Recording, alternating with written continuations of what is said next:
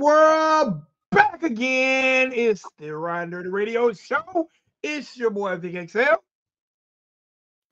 And I'm Boss Lady Bird. My God, my God. My, I told you I'm gonna do it my, every time, Bird. I know. Bird, how you been? Wonderful. I've been wonderful. How's your weekend? So other than I'm not sure what's going on with my body. I went from having the tequila flu to having the flu, and now I have back pain. I don't really know what's going on. I was telling my wife that I don't know if this is a sign of getting old, if I'm just sick, or if I'm dying. But other than that, I'm awesome. I know that I'm sure the average person like, well, that didn't sound awesome. I'm actually great. I just don't know what's going on because I'm not you. I get sick maybe once a year, and maybe this is that once. And like I said, I went from tequila Right. flu to some type of weird stomach virus to having mucus, um, to now I don't know if the mucus settled in my back, but I got back pain. And other than that, though, I don't know. I think this is like the road to recovery because my spirits are high. I'm in a great mood. It's just I'm coughing and my back feels like I got tackled. But Hmm. You ever had any kind of kidney issues? never. You know what, Bird? Believe it or not, and at my age, I have never been admitted to the hospital since I was let out of the hospital at birth. Well, I you're had doing pretty damn good then, Vic. look, Bird. About 6 years ago, on my job, I had an accident where I had to have some stitches in my head, right? Mm-hmm. And I went and got the stitches, and everybody was shocked because I bust my head open at work. I'm probably about just say 1, 2 in the morning. I was back at work at 5 in the morning with 8 stitches in my head. And everybody was like, "What the hell is wrong with you?" I was like, I didn't even want to go get stitches. They made me go get stitches. And they was like, and they was wondering, it was like, "You gonna pass the test, right? Because you know they're gonna test you." That was their Right. concern about that test they got to give me on the spot. I was like, "Yeah, I think I'm straight. I Right. think I'm straight." But I'm gonna be honest. I was back at work. My shift ends at 8, and I was back at work about 6:30, working with 8 stitches in my head. Never missed a day. So I've actually had a pretty decent, bill of health throughout my life. So when I do get little illnesses like a bad stomach virus or you know whatever, it's kind of weird to me, and I get a little paranoid because I haven't dealt with a lot of illnesses. Well, I hope you bounce back. You seem to, because when a lot of men get sick, like, oh my God, it's just, oh, it's awful. They're worse than children. What? So shout out to you. Oh yeah. No, no, no, no, no, no, no, no, no. Let me not say what you're saying isn't true because what you're saying is true. Because right now, when I'm like now, even what I have, I want my wife or my mama. Hmm. Mhm. I don't know. Can't nobody make it better. Listen, I wasn't going to the doctor. It was my wife is the one who like you need to go to the doctor. This is not normal for you. Um, and riding to the doctor with my wife, I had to call my mama. And when I bust my head at work, I call my mama, call my wife. Like yeah, we might be the toughest whatevers, but those people we depend on to love us, we're like a child to them. Yeah. So ain't nothing like your mama or your old lady. When you sick, I think my wife is an MD and my mama is an MD. They can cure whatever. I'll call them and like, Mama, what it mean when you whatever. Like she know. So Oh hey, goodness. Bird. But guess what? The show must go on. The show must go on. Okay, Bird. So you dropped something very interesting on me. And that's number one, Ridin Durty Radio Show. What if you don't know, the purpose of this show is number one to talk about what's going on in the world of entertainment, whether it's YouTube, whether it's music, whether it's television, whether it's big screen. If it's going on in the world of entertainment, me and Bird got you covered like a blanket.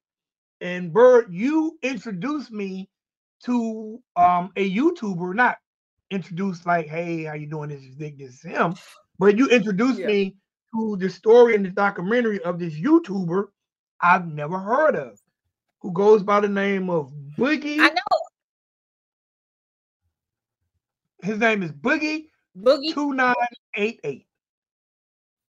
Yeah, he's one of the original YouTubers. Like, he's had his channel since like 2007. I think he's got like 4 million something subs, and he used to do like really well. But as you've seen in the documentary, he's trying to make his comeback. Okay, so I think the documentary is really going to help with that too. I hope so. Let's talk a little bit about Boogie2988. Real name Stephen J. Williams, born July 24, 1974. Now, let me say this one thing about that statement I made. I'm going to say the odds are in his favor to bounce back just by his zodiac, because he is a Leo. And Leos are very, very, very resilient, and they tend to persevere. So I'm already, and being that I'm a Leo, I'm already rooting for him to come back, because Leos are generally tough. Yep. Now he's an American YouTuber, and he's known for his video rants and video games and nerd culture. Okay, so automatically, when I heard the term nerd culture, I was like, what is nerd culture? Do you know what nerd culture is, Bird? I think it's like really it's kind of like the gaming community. Okay. To me, because that's what he's really heavy in. Like, he goes to a lot of conventions. He's won YouTube awards. He's been real prominent in that sector of YouTube with the gaming and the nerds. Like, yeah. Like, I can't really explain it no better than that. It's just they're all into gaming and the newest that's out, and just that's all they do. That's all they do. And you know, I'm sure anybody watching this video knows YouTube is broken down into so many sectors. You do have the gaming communities, they're not sector communities, but you have the gaming community. You have the hell, I even discovered the weather community, true crime community, sports community, beef, the mafia community. Yes. Look, you have a beef community, and then the beef community, you have a YouTube beef community, you have an entertainment beef community, and then it's also broken down by, you rarely hear African American YouTubers beefing with Caucasian youth. So there are so many communities in this YouTube world.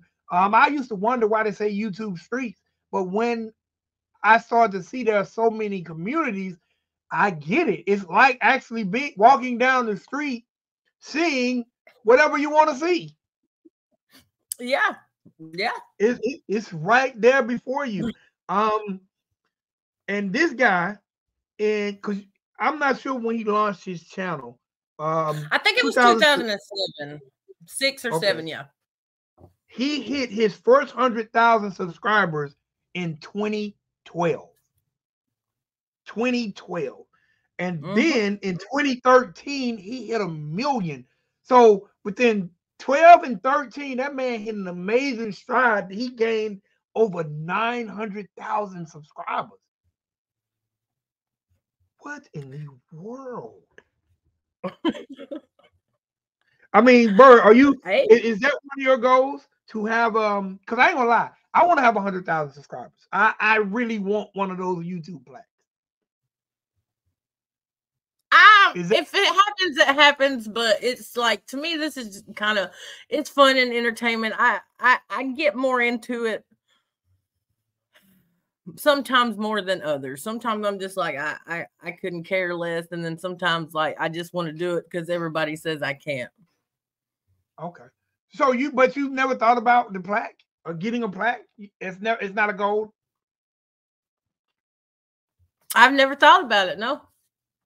I ain't gonna lie. What number do you have to hit to get your first plaque? 100,000. 100,000. 100,000. 100,000. And I lie to you not. You're a quarter of the way there, Nick. You're a quarter of the way there. I seriously want one of those plaques. And I'm gonna be honest, for years, that's why I never had a second channel. Because I was afraid if I had a second channel, it would take away from trying to get to the 100,000. Because I like, man, every subscriber count. I don't care if they subscribe to my channel and never come back. I just want YouTube to send me one of those plaques. And that's definitely, I'm gonna be honest, it's a goal of mine. Now I won't do anything to get it. You know, I know some YouTubers, I watch YouTubers make up fake beef.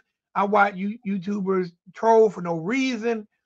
Now, I do have, to me, there's levels of integrity that I'll go or things I won't do to get it. You know, like if someone tell me, just say you, Bird, you are my friend. If someone told me, Vic, you can get 10,000 subs by dissing Bird, I won't get those 10,000 because I'm not going to go against my integrity to get the plaque. Right. But you know, it is definitely on my list of things I would like to accomplish. But let's get back on Boogie. Okay. So Boogie, at some point in time, because I was asking you this off air. So at some point in time, this man was definitely probably one of the largest YouTubers, especially because he caught hold of YouTube so early.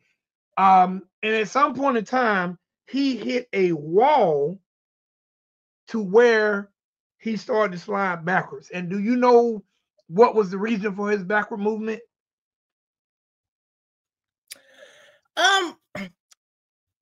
A lot of people said that he got on there and he begged for money. A lot of people says that he would, for a while, occasionally use the N-word, apparently. I seen that in the documentary. I've never heard Boogie say it. I think his weight he's battled with his weight loss. He's had surgery, which was, as you see, unsuccessful. And I think that people really just started trolling him on them. And then I had learned of Boogie a little bit before this incident had happened through another YouTuber I watched called the Carpetbagger, who does a lot of travel content and amusement parks. And Boogie had gotten to that for a while. I think he was just trying to change his content up when this shit started happening. He was trying to find another wave, which didn't exactly work for him. And then he had a guy named Frank Hassel, who was a troll of his, show up to his door. Ooh. And Boogie pulled a gun out and shot it in the air, and he got arrested for this.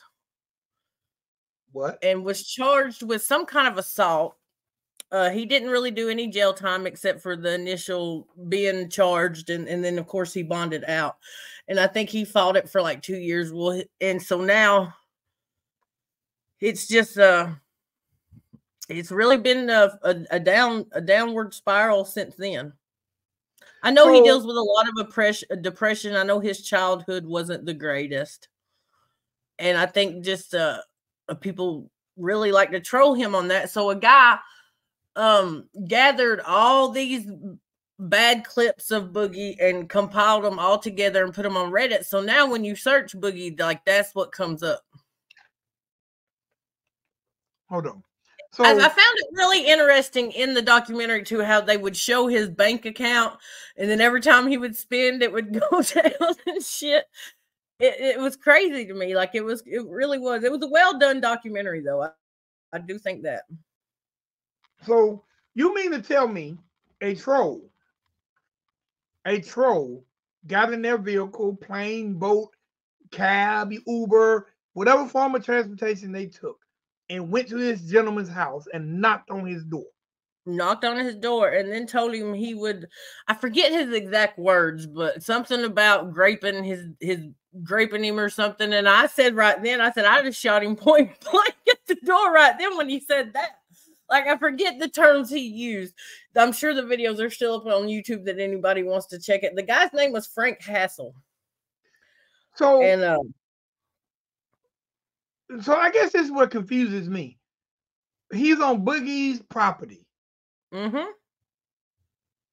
Boogie's, a lot go of ahead. people say that Boogie's charge probably would have been less if he had a shot the guy. Like, it would have been probably better if he'd have just shot the dude in the leg rather than shooting up in the air. But I guess there's schools or something nearby, and I guess when you shoot in the air, you never know where the bullet's going to go. And so that was apparently really bad that he had did that. So the dude didn't get in no trouble for knocking on Boogie's door? Not that I'm aware of. Man, so I didn't understand that neither. I didn't understand how that could be either, but it must be some kind of weird law in Arkansas, which is where Boogie is currently living. So, but I think he's actually originally from Virginia. Yeah, he's from Virginia. I'm kind of stuck on this troll thing. I'm kind of stuck. I'm kind of stuck on the fact that a troll can just show up at your house unannounced, ring your bell, and say something crazy, possibly harm you, and you get in trouble for firing a warning shot in the air. Yeah, I mean, that's pretty much what he did. He's like, dude, don't make me do it. Don't make me do it. And he's like, oh, you're a pussy. You won't do it. So, which obviously triggered Boogie to fire the shot in the air. And he had a air conditioner worker at his house or something who was trying to leave, who didn't want to be in the middle of the situation. So Boogie was not only protecting, because he didn't know what the man was going to do when he rolled up on him. You know, he was trying to protect himself, his dog, and even the air vac man that happened to be currently at his house when the guy rolled up. To me, I mean, that's how I take it. He was just trying to protect himself and his property. He told the guy told him before coming that he was going to come, and Boogie told him, do not come to my house. You're not welcome here. I don't want you here. Don't do it. And the guy did it anyway. So how the hell he got away with that? It's beyond me. Boogie was actually in, I want to say, wherever Knott's Farm is that in Texas? I'm not sure. I'm not sure neither, but him and the Carpetbagger were actually out filming content when his lawyer called him and said, hey, there's a warrant out for your arrest. You need to come back to Arkansas and turn yourself in. And which he did, but it was crazy to me. Like, okay, where's the warrant for Frank Hassel? Like, he trespassed on his property. He was told before he even got there that he was not welcome. So, like, how Boogie caught a charge and the other guy didn't is beyond me. Man, that's insane, because now this makes no sense to me, because there are people who have caught stalker charges. You know, for stalking celebrities or just showing up at different places that celebrities are, but maybe those celebrities have filed. I don't know. This is crazy. First of all, it's crazy to me that people take things off the internet and bring them into real life. That's kind of crazy, because based off what I've seen, you know, you mentioned the Reddit situation, and you mentioned that, and there are other things that have gotten them in trouble too that led to his demise. But large majority of it comes from him being trolled.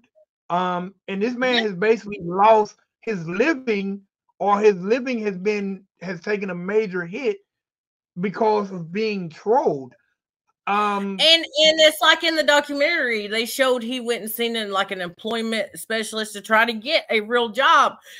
And number one, because of the charges that he has now because of the troll and just shit in his past, like they were pretty much like, it's not looking good for you to be able to get a real job.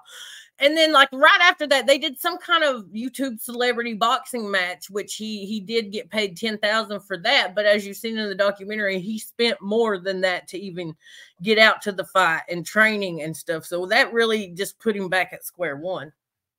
Yeah, because like right now, if someone says, let's do a celebrity boxing match.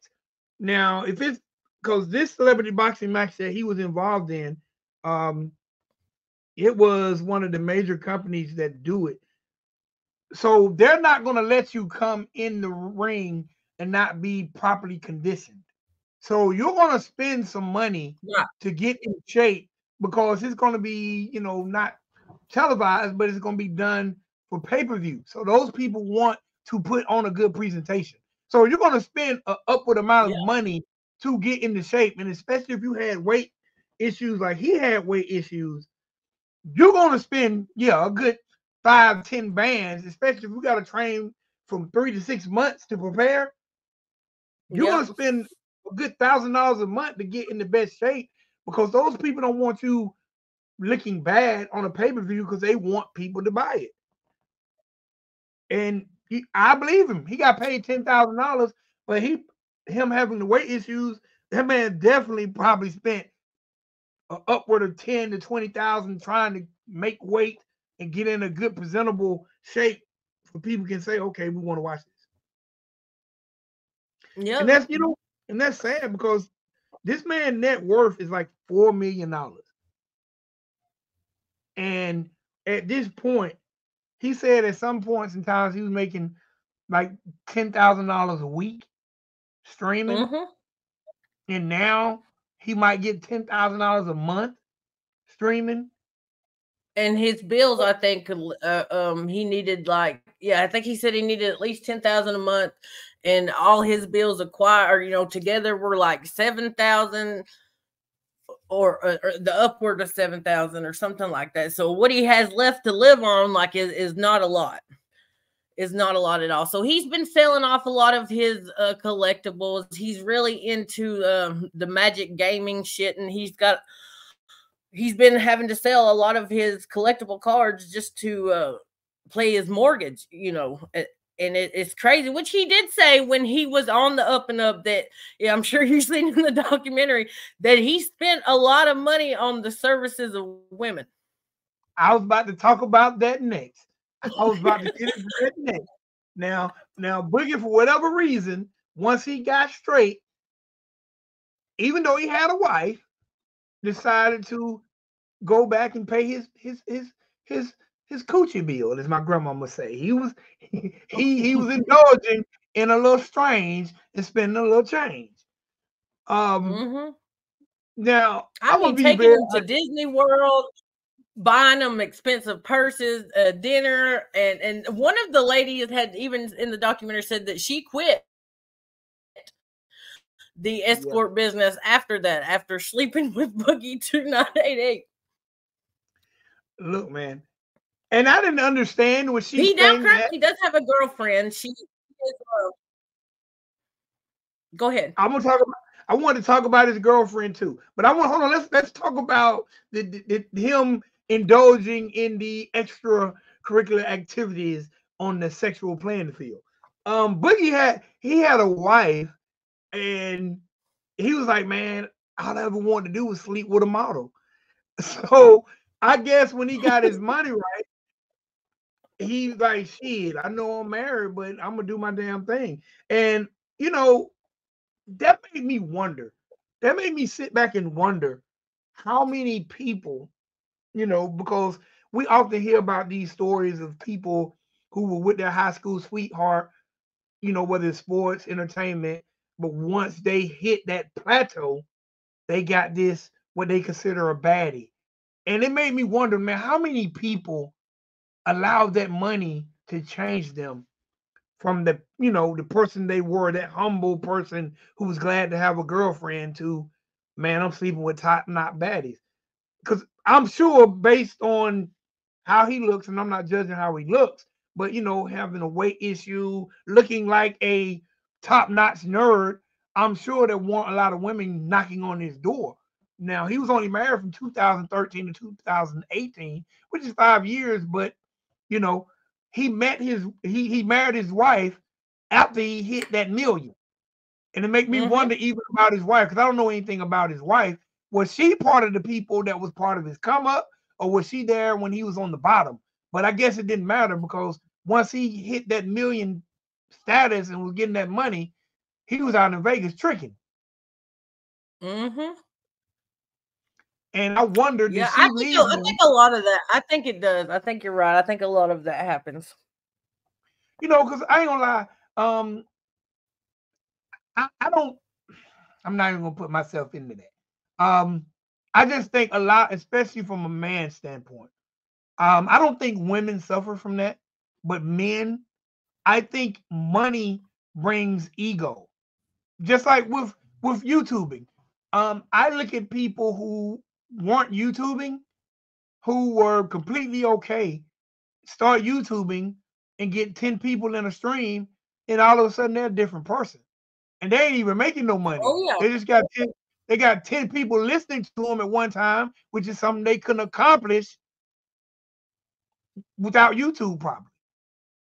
Yep. So I'm sure having the amount of success from a streaming standpoint, it made this guy who had mental health issues and all kind of issues coming up.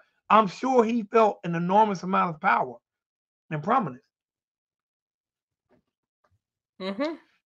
Do you feel Absolutely. sorry for Like he Boogie? said, he was living his dream. Yes. I do. I do. I do. I absolutely do. And I really hope that this documentary and everything, because I've noticed he's clipped and took a lot of outtakes of the documentary and has now posted them on his channel, which are getting great views. They're getting great views. His gaming content, really not so much. They may get like 24,000 views or whatever, but this guy's used to getting hundreds of thousands of views on everything that he posted. It got to the point even before the documentary, he did good to get 10K. I got 10K on a lot of shorts, you know what I'm saying? And shit. And so it's just, how do you have, and a lot of people say it about me, and she's got 5.31 K subs, but she can't get 60 people in a chat. It just depends. A lot of people that watch shorts don't want to watch a 3-hour live. Like they don't. And typically when I go live, it's, whatever. But how somebody can have 4 million subs and just not hit it like that anymore, it just really reflects the damage that the trolls did to Boogie and his channel. Well, I also think a lot of people who watch content don't understand how it works. When you are a content creator and you're creating from, just say like myself and yourself, we're creating content, but we're creating content from different angles. Like we haven't hit our stride. Right. This is where I need to be. Like me, I create country rap content, hip hop content. I do shorts, and I also do polls. Well, at 22,000 subs, for someone to say, oh, he got 22,000 subs, but he can't get but 40, 50 people in a live stream. But it also depends on, like, just say 22,000 people. Some of those people might like because I do creative polls. So I might have a big poll community. They don't care nothing about me streaming. They just look to my daily poll. Or I might have, like you said, people who like those shorts, 60 seconds or less. They ain't trying to hear no independent music. They ain't trying to hear the duel or no Ridin Durty or no country rap report. They want to hear what I got to say, 60 seconds and gone. Some people might like when I do informations or positive stuff. So I don't, I understand that. But I also understand it from an ego standpoint. When I look at 4 million and I see I got 20,000 views, even if you say you don't have an ego, that does something to your spirit. And when people took things that you said and used them against you in a negative way, a person who's dealt with mental health issues, that's going to make it reoccur, in my opinion. Absolutely. Because even with like myself and dealing, with YouTube, sometimes me personally, I can't do it every day. I have to shut it off because things will bother you. So I feel sorry for him, the aspect of at some point in time, because he had the character Francis, and his character Francis that he used was based off of different stereotypes. Like Francis was a character he used based on stereotypes. And I'm glad you I'm glad you mentioned Francis, because that's how Boogie got his subs in his first million views or whatever, was going outside as Francis. Well, first it was a Mountain Dew skit, and then he went outside and busted his PlayStation in the middle of the road, the street. And a lot of people love that Francis character. He don't do a whole lot of Francis anymore, but that was really his stride for a while. Was Francis. And Francis is funny. Like, it's funny as fuck to me. And look, I went back and watched a lot of. The dope part about Francis, he based Francis on stereotypes of nerdy video game players and done parodies, and he talked about trending topics and game news, reviews, and reactions. Now, I'm sure the gaming community could appreciate that, because I know my son, who is a huge gamer. I remember when he was like 12 or 13 and he tore up a game. And I was like, boy, you finna do without. I don't tolerate that. But, you know, my son is a huge gamer. And I'm on the phone with him sometime. And, you know, he'll be like, let me call you back. Let me call you back. But it's about the game. So I can imagine the gaming community falling in love with a person who basically put their characteristics in front of them. No different than a Jeff Foxworthy when he used to do the redneck skits, or, you know, or a Desi Banks who does the Black Air Forces, White Air Forces skits. Like, we tend to laugh at ourselves through someone else. Absolutely. Like Larry the Cable Guy as well. Yep. Yeah. So, and you know, me saying Desi Banks. There's a guy now who is really, really climbing, named Funny Marco.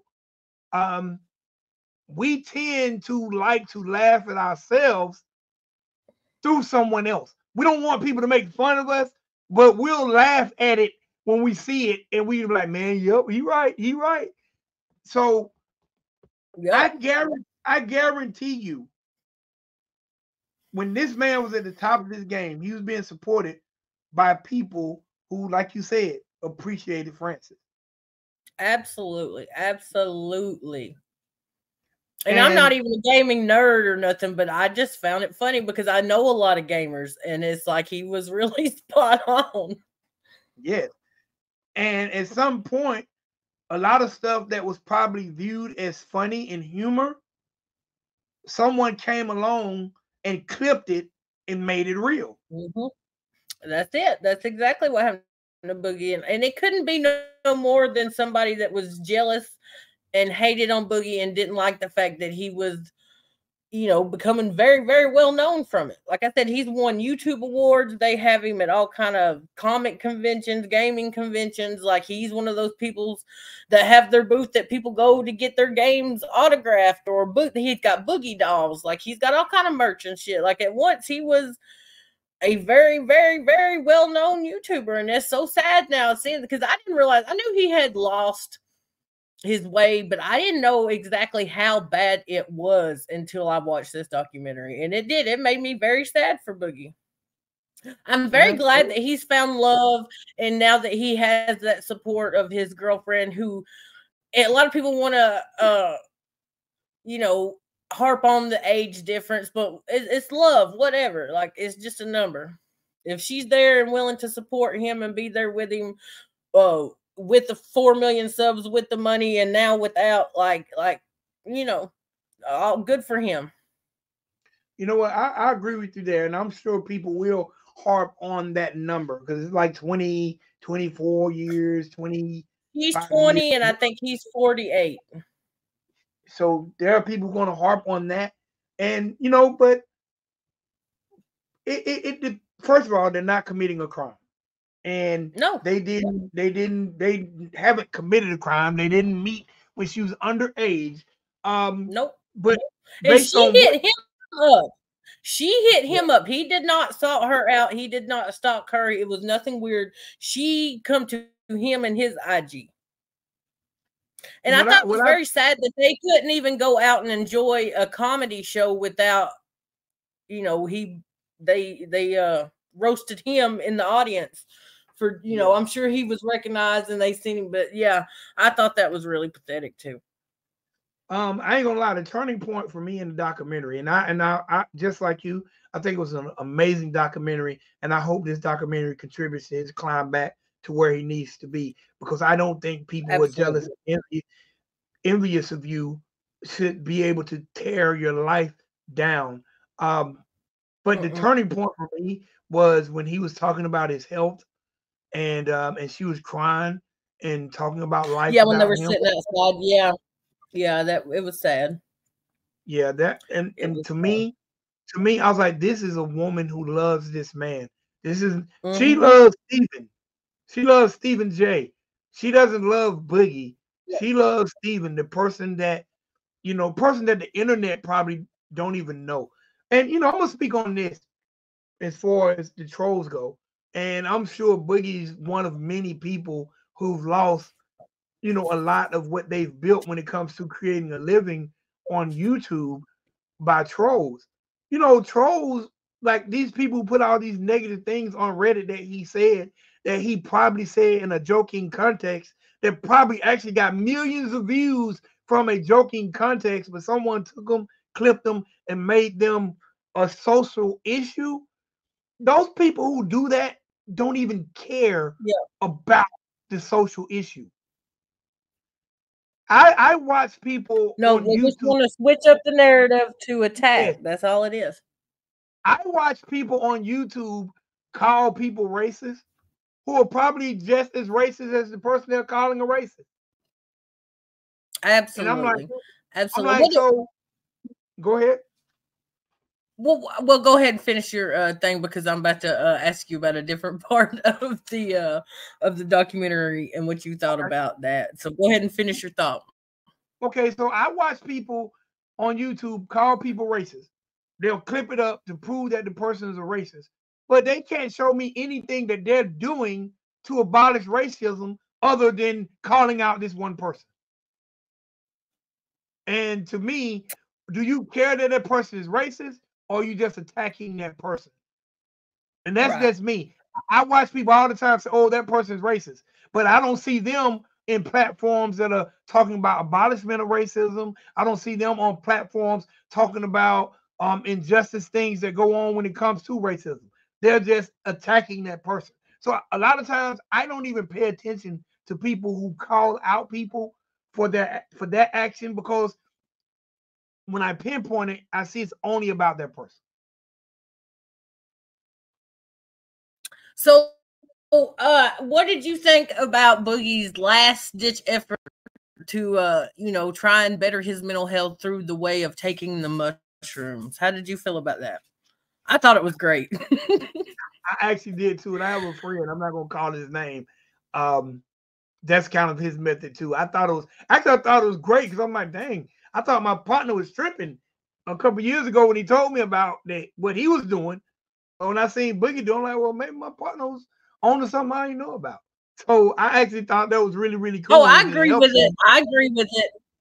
As a person who has experienced as such, absolutely, absolutely, it does something. Just like when Boogie did it and he woke up the next day and he was like, "Dang, I don't even want breakfast." So I'm hoping that kind of lasts with him because when he took him, like he was just like, "None of this even matters." Like I get it. It was like somebody was speaking to him, like Yeah, around that fire, and I just thought it was so epic. I thought it was great. yeah. I'm gonna be honest. Whatever it takes to get in him, number one, to get him in a good mental space, because what he's dealing with financially, Mm-hmm. people take their lives for that. Just off what he's dealing with Absolutely. financially. But I want Boogie, no matter where he gets financially, I want him around to be able to enjoy love. And I'm not sure if he's ever had an opportunity Absolutely. to enjoy true love. So, I want him to be in a good, happy space that he can function financially and appreciate this love that has entered his life. That's important to me. If he ever never gets back to $4 million, I ain't tripping off of that. But I want him to be around a long time, be as healthy as possible to enjoy the love of this lady. Absolutely. I agree with that 110%. Absolutely. Real quick, and I need to drop. I'm gonna drop the link in the I'm gonna drop the link in the description. But the documentary is called "The Dark Sad Life of Boogie2988." Y'all make sure y'all watch it. Right now it's at like 3 million views in less than what, 2 weeks? Yeah, and it was when I watched it when I took my dad to surgery last Tuesday. I watched it while he was in surgery because I seen it was just like a little less than an hour long. And it was just about to hit 1 million views. It wasn't even at the million view part. It had only been released like 4 days, I think, when I watched it. But now I see, yeah, it's climbed well over 3 million views. So I think that's great. And I hope the guy that made the documentary gives Boogie his part. The gentleman who made it name is Mike Klum. Mm-hmm. And he's a producer of documentaries. I'm not sure what others he's done. Actually, the only videos on his page is I think he had maybe another channel that might have went down kind of the same, and I think this is his comeback kind of as well. That was kind of my understanding of it anyway.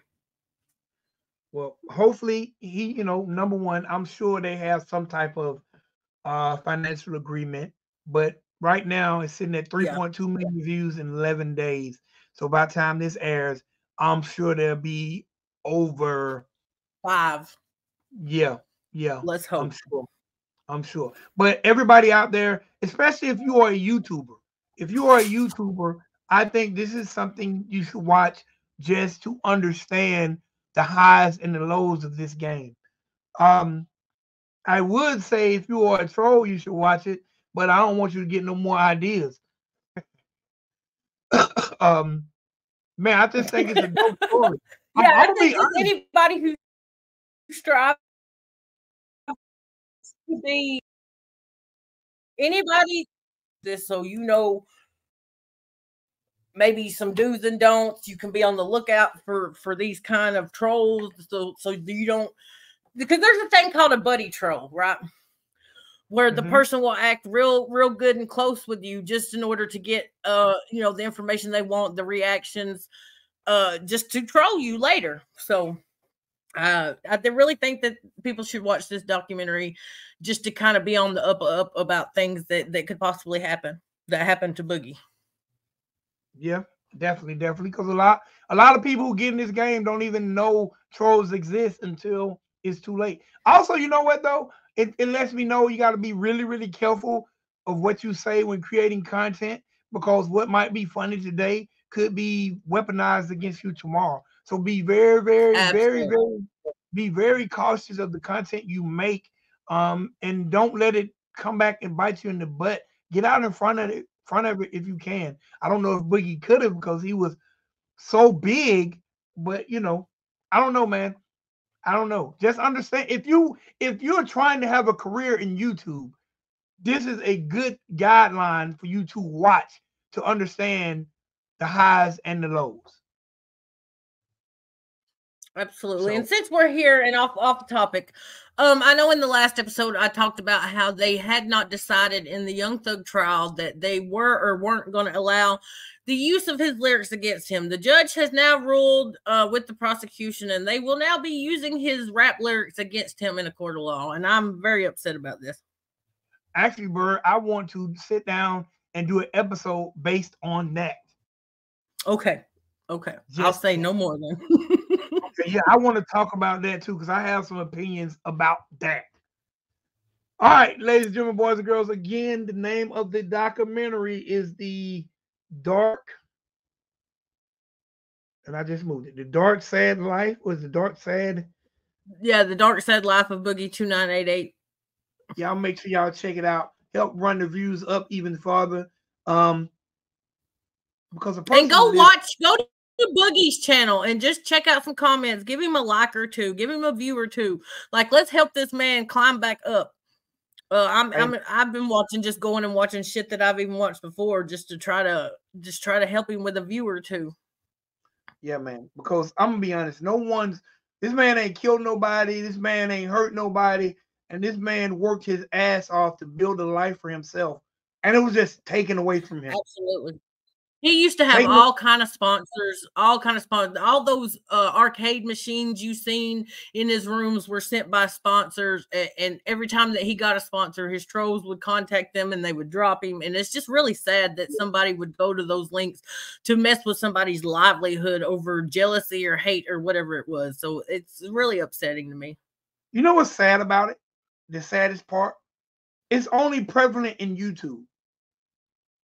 It's only in YouTube, because in YouTube you tend to be a little more accessible. Like, they're not doing this to Hollywood stars. They're not doing this to NFL players, NBA players. They're not doing this to famous coaches. It's only us YouTubers who they can find our Facebook page or things we did before we got to where we're at, and then they attack it. And I think that is so cowardly and wrong, because building a YouTube channel is hard work. And if you think I'm lying, try it. If you think I'm lying, try getting 10 people in the room. Try going live, getting 10 people in a room. It's not easy. So imagine getting 1,000, 10,000. It's not easy, especially when you come from, as I call it, the non-accredited or the non-credited category. And what I mean by that is the people who aren't former anything, former NBA player, former rapper, former singer. When you got the people who come from a general place of, I'm just a content creator. You know, I'm not a former basketball player who does YouTube. You know what I'm saying? Kind of off topic again in the mob community. Shout out Angel Gotti. Like I've spoke with her on panels and stuff before, and she can usually hold, you know, at one time 200 to 300 in her chats. And there's people in her community that have now wanted to start somewhat trolling her, and I've noticed that somewhat, and it's just so sad to me that people are so jealous of her. These people that once supported her have now turned and are trying to ruin what she's got good going on. Because a lot of people love to hear those inside stories about John Gotti and just growing up as his daughter and just all the good shit she's got to tell. And they make it where it's hard for her to get on there and tell those great stories, because she's always on there having to defend herself against what these trolls are saying. And it's just sad. It's sad. Angel's a great person. Shout out to Angel. All right, Bird, where can they find you? You can find me on IG at Bird420 or on YouTube at Boss Lady Bird. All right, and if you haven't already, please subscribe to the channel, hit that like button, hit that notification bell, and do me a favor and give me and Bird a thumbs up. There's always Ridin Durty content every Tuesday and Thursday. Join the live chat at 10 a.m. You can find me on Instagram at Ridin Durty Radio and on Facebook, Ridin Durty Radio. Holler at your boy, holler at your girl. To the next episode. Anything you want to leave them with, Bird? Don't forget to be checking out the Duel Monday through Thursday, 6 p.m. And the pre-Duel show Monday through Thursday at 5 p.m. That's it for me, Bird. Oh, that's it for me too. All right, ladies and gentlemen, boys and girls, until the next episode. We out.